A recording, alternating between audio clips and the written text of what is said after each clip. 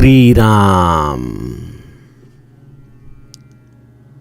आप सभी के हृदयस्थ ईश्वर को वंदन करते हुए गोस्वामी तुलसीदास रचित श्री रामचरितमानस इस ग्रंथ का जो प्रथम सोपान अर्थात बालकांड, इसका जो हम चिंतन कर रहे हैं सज्जनों, यह हमारा कथा निरूपण क्रमांक 78। हमने पिछले कथा चिंतन में महादेव जी के अंतःकरण की यह दुविधा, उस कथा विभाग का हमने चिंतन किया। महादेव जी और माता सती अगस्ती मुनि के आश्रम में पधारे हैं। अंतस्थ हेतु महादेव जी का एक ही है कि अगस्ती मुनि जैसे अधिकारी संत के द्वारा यह राम कथा सुनी जाए। अगस्ती मुनि ने परम निर्मल मन से महादेव जी को कथा सुनाई। महादेव जी ने इस कथा के श्रवण उपरांत परम सुख अपने हृदय में अनुभव किया। इन दोनों महानुभावों का परस्पर संवाद हुआ। हरि भक्ति के प्रति अगस्ती मुनि ने कुछ पृच्छाएं महादेव जी के सामने रखी। अधिकारी समझकर महादेव जी ने उनके प्रश्नों का उत्तर देना भी उचित समझा। इस तरह से कुछ दिन बीते और दक्ष कुमारी सती के साथ अगस्ती मुनि का विदा लेकर महादेव जी कैलाश की तरफ चले। लेकिन उसी वक्त भूलोक पर त्रेता युग में प्रभु रामचंद्र जी का सगुण अवतार कार्य चल रहा था और एक अभिलाषा मन में इतनी उत्कट महादेव जी को प्रभु रामचंद्र की तरफ खींच रही थी कि मैं मेरे आराध्य का दर्शन किस तरह से कर सकूं। आइए यहां से आगे का कथा भाग हम चिंतन करें। रावण मरन मनुज कर जाचा, प्रभु विधि बचनु कीन्ह चह साचा। जो नहीं जाऊं रही पछितावा, करत विचारु न बनत बनावा। एहि विधि भये सोच बसईसा, तेहि समय जाई 10 सीसा। लीन नीच मारीच ही संगा, भयं तुरत सोई कपट कुरंगा। करी छलु मूढ़ हरि वैदेही, प्रभु प्रभाव तस विदित न तेहि। मृग बधि बंधु सहित हरि आए, आश्रम देखि नयन जल छाए। बिरह बिकल नरईव रघुराई, खोजत बिपिन फिरत दो भाई। कबहु जोग बियोग न जाके, देखा प्रगट बिरह दुखता के। अति विचित्र रघुपति चरित, जानहि परम सुजान। जे मति मंद विमोह बस, हृदय दरई कछुआन। सियावर रामचंद्र प्रिय हो।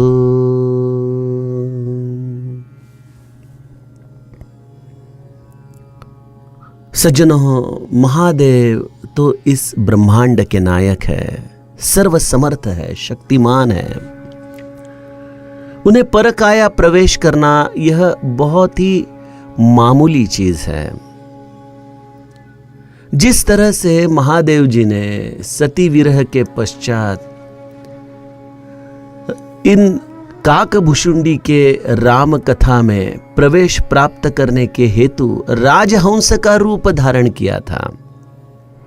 क्या ऐसे महादेव को कोई अन्य रूप धारण करके वन में जो प्रभु रामचंद्र यह मनुष्य लीला अवतार का कार्य कर रहे हैं, क्या उन्हें ऐसे अन्य रूप के द्वारा जाकर प्रभु रामचंद्र का दर्शन प्राप्त करना असंभव था? अर्थात ही नहीं। वह तो प्रभु रामचंद्र को किसी भी तरह से सन्मुख जा सकते थे, लेकिन प्रेम का एक अति महत्वपूर्ण सूत्र यहां पे गोस्वामी जी हमें समझाते हैं। हृदय विचारत जात हर केही विधि दर्शनु होई, गुप्त रूप अवतरे प्रभु गए जान सबु कोई। प्रभु रामचंद्र यह परमात्मा इस मनुष्य रूप में इस भूलोक पे विचरण कर रहा है, अपनी लीला इस भूलोक पे वो कर रहा है। अगर मैं किसी भी रूप में प्रभु रामचंद्र के सन्मुख जाऊं तो प्रभु रामचंद्र मुझे पहचान लेंगे, और वह जब मुझे पहचानेंगे तो वो मुझसे अलग नहीं रह सकते। वह अपनी लीला नाट्य सादर नहीं कर पाएंगे, वह स्तब्ध हो जाएंगे, और उनके इस स्तब्धता के कारण मैं भी कपट द्वारा जो यह वेशांतर करके उनके सामने जाऊंगा, उस वेश को मैं भी धारण नहीं कर पाऊंगा। तो हरि और हर का मिलन, मैं किसी भी रूप में प्रभु रामचंद्र के सामने जाऊं तो निश्चित है। तो प्रश्न ऐसा आता है कि अरे ये तो वन है, यहां पे कौन देखेगा महादेव जी और राम के इस मिलन को? सज्जनों, हमें ऐसा लगता है कि हम एकांत में हैं, हम अकेले हैं, हमें कोई देख नहीं रहा है, लेकिन कई चेतनाएं आपके पास अखंड घूमती रहती है, आपका निरीक्षण करते रहती है, आपके सन्निध वो रहती है। जैसे स्वर्ग के देवता हो, वह तो हमेशा आपके साधन के द्वारा मिलने वाले पुण्य के लिए लालायित रहते हैं। आप जो साधना करते हैं उसमें अगर थोड़ी भी कुछ चूक हो जाए तो उस साधन का पुण्य स्वर्ग के लोग, स्वर्ग के देवता अपने भोग प्रति आपसे लेना चाहते हैं। तो ब्रह्मांड की इतनी बड़ी घटना, महादेव और प्रभु रामचंद्र का मिलन, और यह स्वर्ग के देवता उसे न देखे, ऐसा हो ही नहीं सकता। वहां पे लतिका है, वेली है, खग मृग है और लक्ष्मण जी भी है। यह समस्त महादेव और प्रभु रामचंद्र का मिलन जान जाएंगे। इससे प्रभु रामचंद्र के लीला नाट्य में विक्षेप आएगा। और प्रेमी क्या चाहता है? अपने आराध्य को स्वतंत्रता देना, यही प्रेमी का लक्ष्य होता है, यही उसकी प्रेम निभाने की अदा होती है। इसलिए गोस्वामी जी महादेव जी के अंतःकरण का यह भाव बड़े नजाकत के साथ हमारे सामने रखते हैं कि मेरी इच्छा तो अंतरंग से बहुत है कि मैं जाकर प्रभु रामचंद्र से मिलूं, लेकिन यह कुसमय है, मुझे वहां नहीं जाना चाहिए। मेरे आराध्य के इस लीला नाट्य में मुझे विक्षेप बनकर वहां खड़ा नहीं रहना चाहिए। कई बार सज्जनों, हम भगवान से हमारी इच्छा पूरी करो, हमारी इच्छा पूरी करो, इस तरह से व्यवहार करते हैं अपने इष्ट देवता से, लेकिन उसकी इच्छा में अपने इच्छा को समर्पित करके जीना, यही भक्ति का रहस्य है। Yes father, yes and always yes. पूज्य बाबा बेलसरे अपने प्रवचन में यह सूत्र हमें बताते थे कि जीवन भर इस सूत्र को आप निभाते रहिए कि भगवान तेरी इच्छा, तेरी इच्छा, तेरी इच्छा, और उसके इच्छा से विपरीत अगर मेरी इच्छा हो तो मुझे सहजता से मेरे इच्छा का विसर्जन करने की कला सीखना, इसका नाम है परमार्थ। तो महादेव जी स्तब्ध होके एक अलग लोक से इस भूलोक पर जो प्रभु रामचंद्र का विचरण चल रहा है उस कथा विभाग को देख रहे हैं। दंडक वन का वो प्रसिद्ध प्रसंग जब सीता जी का अपहरण हुआ था, महादेव जी उस समस्त प्रसंग का अवलोकन माता सती के साथ कर रहे हैं। क्या प्रसंग चल रहा है? रावण मरन मनुज कर जाचा, प्रभु विधि बचनु की न चह साचा। रावण ने जो यह ब्रह्मदेव से वरदान प्राप्त किया था कि उसकी मृत्यु केवल बानर और मनुष्य के द्वारा ही हो, उसके सिवा उसे और कोई नहीं मार सकता। इस वरदान के कारण प्रभु रामचंद्र ने ब्रह्मदेव के वर को सत्य करने के इच्छा के लिए मनुष्य रूप धारण किया है। और मनुष्य रूप में मेरे प्रभु कितने सुंदर दिख रहे हैं। मैंने अयोध्या में तो उनका दर्शन किया था। बंदऊ बाल रूप सोई रामू, महादेव को अत्यंत प्रिय ऐसा प्रभु रामचंद्र का यह बाल रूप। अब बहुत जमाना बीत गया, प्रभु रामचंद्र दंडक वन में विचरण कर रहे हैं और इस परमात्मा की यह वेशभूषा मुझे देखनी है। देखिए, महादेव जी ने प्रभु रामचंद्र के इस चरित्र में उनका दर्शन कई बार किया है। जैसे मैंने एक अयोध्या का यह बाल प्रसंग बताया, वैसे ही महादेव जी विवाह के इस सुंदर रीति में भी जनकपुर में उपस्थित थे। वन में जब सीता जी के अपहरण पश्चात लंका में प्रभु रामचंद्र ने युद्ध किया, तो प्रभु रामचंद्र के युद्ध विजय के पश्चात रणांगण में भी महादेव जी प्रभु रामचंद्र को मिले हैं। और अयोध्या में जब प्रभु रामचंद्र का राज्याभिषेक होता है तब उनकी स्तुति गाने के लिए भी महादेव जी वहां पहुंच जाते हैं। लेकिन इस समस्त चरित्र में वनवास में महादेव जी और प्रभु रामचंद्र के मिलन की घटिका हमें दिखाई नहीं देती है। और महादेव जी इस रूप को देखने के लिए विशेष लालायित है कि मेरे प्रभु इस बनवासी वस्त्र में कैसे दिखते हैं, कितने सुंदर लगते होंगे। प्रभु रामचंद्र का यह वनवास रूप वैराग्यशील संतों को अत्यंत प्रिय है। वैसे तो प्रभु रामचंद्र का हर रूप संत को अत्यंत प्रिय लगता है, लेकिन यह वनवासी रूप विशेषत्व से संतों को अत्यंत प्रिय है, क्योंकि वह बहुत सहज है, नैसर्गिक है। वहां पे कोई सुवर्ण अलंकार नहीं है, वहां पे कोई उपाधि की जरूरत नहीं है प्रभु रामचंद्र के श्रृंगार के लिए। बस वनमाली प्रभु रामचंद्र बहुत ही सुंदर दिखते हैं। और इस रूप का दर्शन करने के लिए, इस मनुष्य रूप में जो मेरे परमात्मा आए हैं, उनका यह वनवासी रूप देखने के लिए महादेव जी अत्यंत उत्सुक हैं। इसलिए एक मन उनका कहता है कि चलो, ऐसा मौका फिर कब मिलेगा मुझे। आज अगर मैंने प्रभु रामचंद्र का दर्शन नहीं किया तो शायद जीवन भर मैं पछताता रहूंगा कि अरे प्रभु सामने थे, मुझे मौका था, मैं किसी भी रूप में जाके क्षण मात्र वहां रुककर प्रभु रामचंद्र का दर्शन कर लेता। लेकिन दूसरा मन उन्हें कहता है विवेक के द्वारा कि नहीं, आपके प्रभु इस लीला नाट्य में व्यस्त है, अगर आप वहां पहुंचे तो उनके कार्य में विक्षेप हो जाएगा। क्या किया जाए, क्या किया जाए। हमारे जीवन में भी ऐसी दुविधाएं कई बार होती है। एक मन कहता है कि चलो, दूसरा मन कहता है रुको।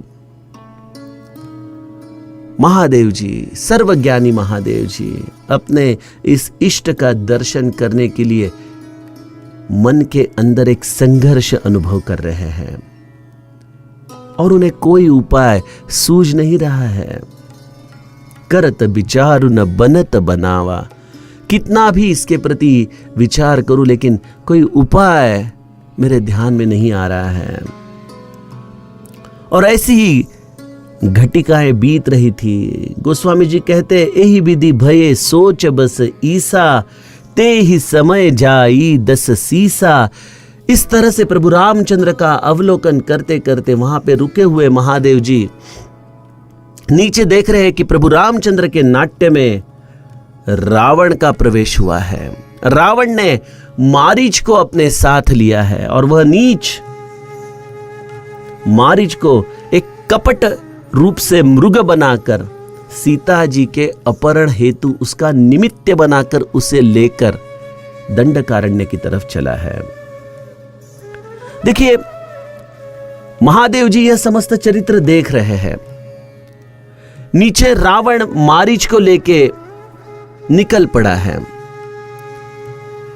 चाहते तो महादेव जी क्षण में जाके प्रभु रामचंद्र को यह बता सकते हैं कि रावण मारीच को लेके सीता जी के अपहरण के लिए आ रहा है और प्रभु उसके पश्चात आपको बहुत दुख होता है और वो दुख मुझसे देखा नहीं जाता, इसलिए प्रभु मैं आपको यह पहले ही इत्तला करने के लिए, इन्फॉर्म करने के लिए आया हूं।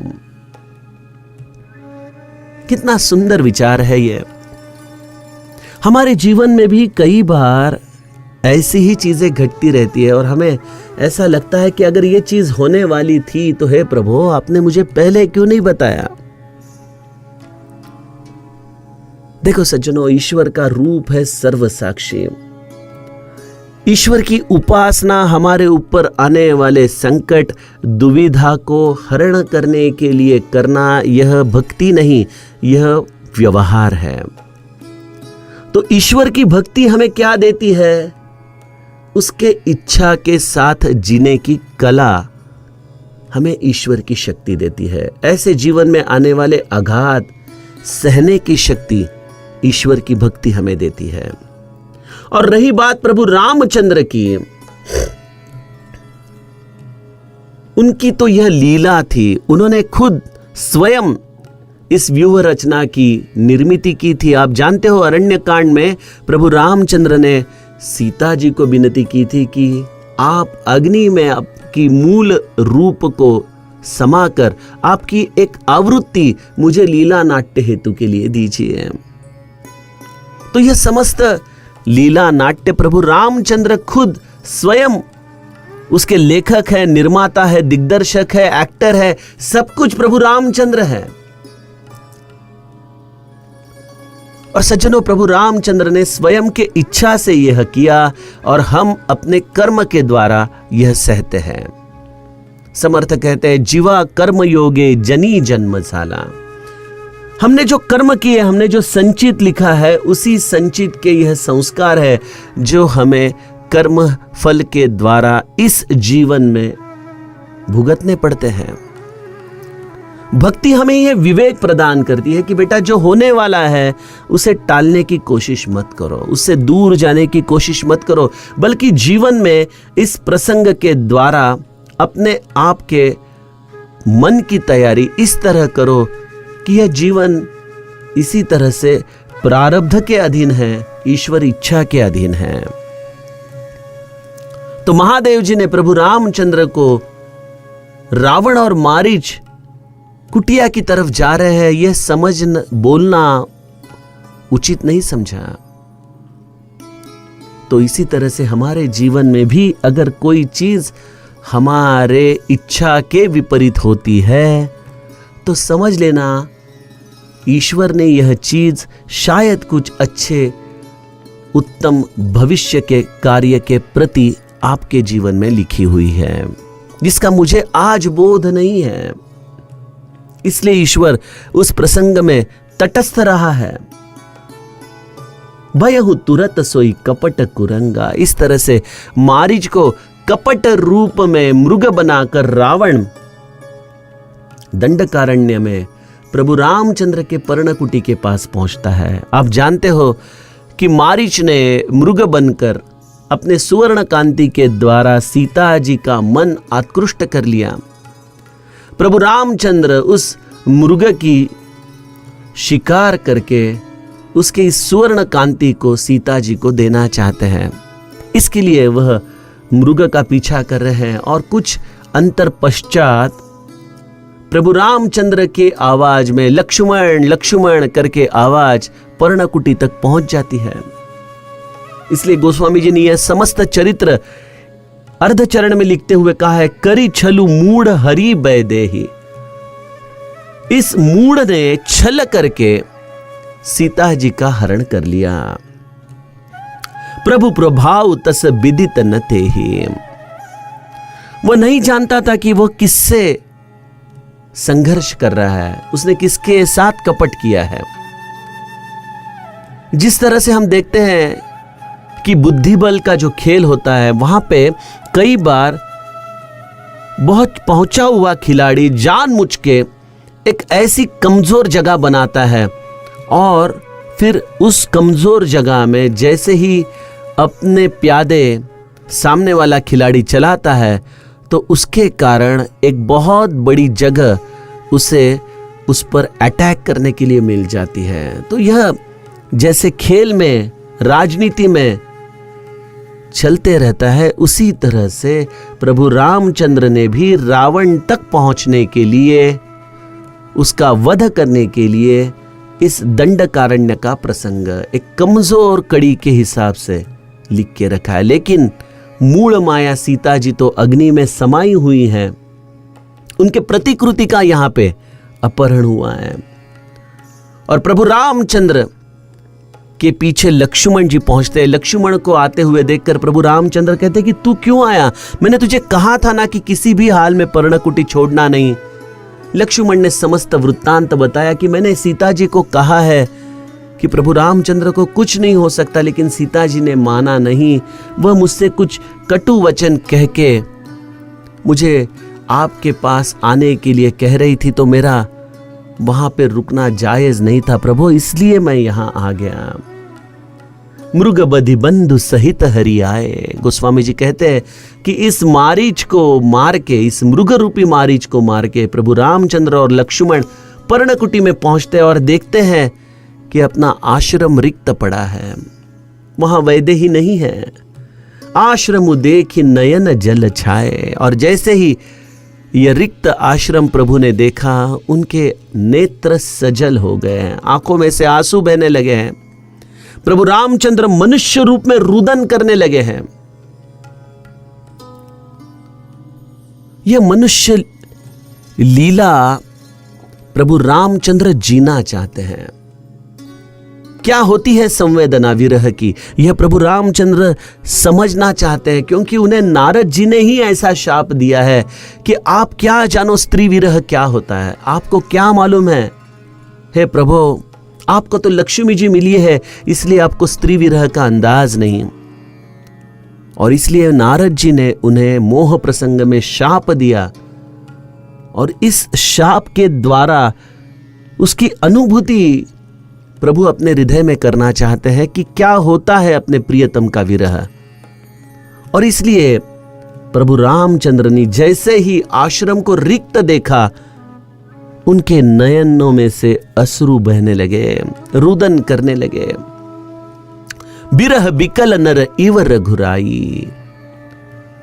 श्री रघुनाथ जो परमात्मा है, वह एक सामान्य मनुष्य की तरह विरह में व्याकुल होके रोने लगे हैं। देखिए, हर जीव में यह संवेदना है, लेकिन व्यक्त करने की जो प्राकृतिक व्यवस्था है वह बहुत कम जीवों में है। हम देखते हैं मनुष्य अपनी संवेदनाएं प्रकट कर सकता है, अपने मन में जो विचार चल रहे हैं वह शब्दों के द्वारा, इन अश्रुओं के द्वारा व्यक्त कर सकता है। लेकिन अन्य प्राणी मात्राओं में इसका मतलब यह नहीं कि दुख नहीं होता। मुझे याद है एक प्रसंग की, एक कुत्ती का छोटा सा बच्चा रास्ते पर किसी वाहन की ठोकर लगने के कारण वो मर गया था और वह कुत्ती वहां पे, हम कहीं तो जा रहे थे, तो जाते वक्त मेरी नज़र में वो आई और सब काम निपटा के मैं 2-3 घंटे के बाद वापस जब आ रहा था तो वो कुत्ती वहीं पे बैठी थी अपने बच्चे के पास। तो सज्जनों, संवेदनाएं पशुओं में भी होती है। मेरी गौशाला है तो कई बार मैं देखता हूं कि अगर कोई बछड़ा अपने मां से बिछड़ जाए या उसका किसी कारणवश निधन हो जाए तो उसके मां के आंखों में, उसके वर्तन में हमें वह दुख बहुत सहजता से अनुभव में आता है। लेकिन बात केवल पशुओं की नहीं है। प्रभु रामचंद्र ने यह मनुष्य रूप धारण किया क्योंकि वह संवेदना व्यक्त भी करना चाहते हैं, जीना भी चाहते हैं, अनुभव भी करना चाहते हैं, जो अन्य पशुओं में शायद उन्हें व्यक्त करने की इतनी स्वतंत्रता नहीं थी। और इसलिए इस मनुष्य रूप में यह संवेदना व्यक्त करते हुए प्रभु रामचंद्र रो रहे हैं और एक साधारण मनुष्य की तरह अपने इस पत्नी का वह शोध इस वन में करना चाहते हैं। खोजत बिपिन फिरत दो भाई। वन में सीता जी की खोज करते करते, रुदन करते करते, विरह से व्याकुल हुए प्रभु रामचंद्र जी इस वन में विचरण कर रहे हैं और इसको महादेव जी साक्षित्व भाव से देख रहे हैं। कबहु जोग वियोग न जाके, देखा प्रगट बिरह दुख ताके। गोस्वामी जी कहते हैं कि जिनके जीवन में कभी कोई विरह आ ही नहीं सकता, ऐसे प्रभु रामचंद्र जो कभी सीता जी से अलग ही नहीं हो सकते, ऐसे प्रभु रामचंद्र सीता जी से जुदा होकर इस लीला नाट्य का अनुभव अपने हृदय में करना चाहते हैं, क्योंकि वह एक वचनी है। जैसे ही नारद जी ने यह शाप उन्हें दिया कि आप पत्नी विरह की पीड़ा क्या है, स्त्री विरह की पीड़ा क्या है, इसका अनुभव कीजिए, तो प्रभु रामचंद्र उनके वचनों से बिल्कुल मिलता जुलता व्यवहार इस मनुष्य चरित्र में कर रहे हैं और इसके साक्षी है मेरे महादेव। कबहु जोग वियोग न जाके, देखा प्रगट बिरह दुख ताके।